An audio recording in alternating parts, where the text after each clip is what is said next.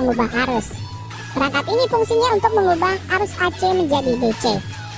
Di sini ada dua komponen yang terdiri dari 4 buah dioda yang dirangkai seperti ini dan sebuah kapasitor. Kabel ini terhubung ke sumber listrik rumah. Jadi saat dicolokkan, arus akan mengalir ke 4 buah dioda ini. Karena dioda itu cuma bisa mengalirkan arus searah, maka outputnya juga searah.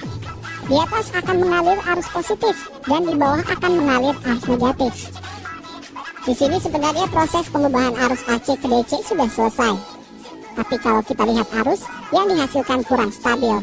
Oleh sebab itu, kita tambahkan kapasitor untuk menstabilkan arus DC dari dioda break. Setelah itu, arus akan terbagi kedua bagian.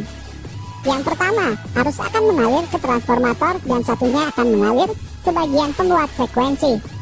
Kenapa frekuensinya harus dinaikkan? Kalau kita pakai frekuensi standar, maka perlu transformator berukuran besar. Namun kalau dinaikkan frekuensinya, maka kita bisa menggunakan transformator berukuran kecil saja. Jadi bisa masuk ke charger yang ukurannya juga kecil. Untuk meningkatkan frekuensinya, di sini ada beberapa komponen elektronik seperti resistor, kapasitor, dan transistor. Arus akan mengalir ke basis transistor 1. Transistor itu seperti saklar elektronik.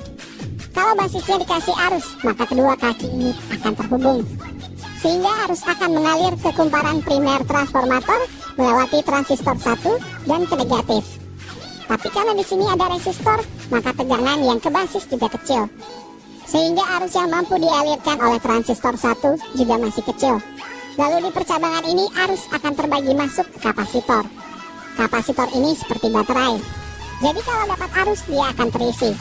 Setelah penuh, dia bisa melepaskan arus tersebut. Saat kapasitor ini melepaskan arus, itu akan menaikkan tegangan pada sirkuit ini. Jadi tegangan ke basis transistor 1 lebih besar dan itu membuat arus yang mengalir ke kumparan primer juga jadi besar. Saat arus yang mengalir ke kumparan primer membesar, ini akan menginduksi kumparan tambahan ini. Sehingga tegangannya naik. Arus hasil induksi pada kumparan tambahan dihubungkan ke basis transistor 2. Sehingga kedua titik ini akan terhubung. Saat titik ini terhubung, arus dari sirkuit ini akan langsung mengalir ke negatif tanpa melewati transistor 1. Itu disebabkan karena ground transistor 2 tidak memiliki resistor. Sementara grounding transistor 1 disekat oleh resistor. Jadi arus otomatis mengalir ke sirkuit yang punya tahanan lebih kecil.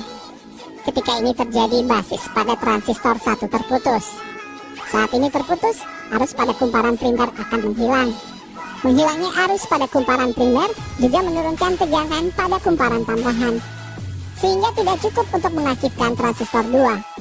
Dalam kondisi ini kita anggap basis transistor 2 kehilangan arus. Jadi arus pada sirkuit ini balik lagi ke basis transistor 1. Karena ini mendapatkan arus, maka kumparan primer hidup lagi dan itu juga akan menginduksi lagi kumparan tambahan. Setelah itu proses ini akan berulang-ulang selama charger dicolokkan. Jadi aktivitas ini akan menyebabkan efek gelombang pada kumparan primer transformator. Sehingga kumparan sekunder akan terinduksi dan menghasilkan gelombang arus DC dengan tegangan yang lebih rendah.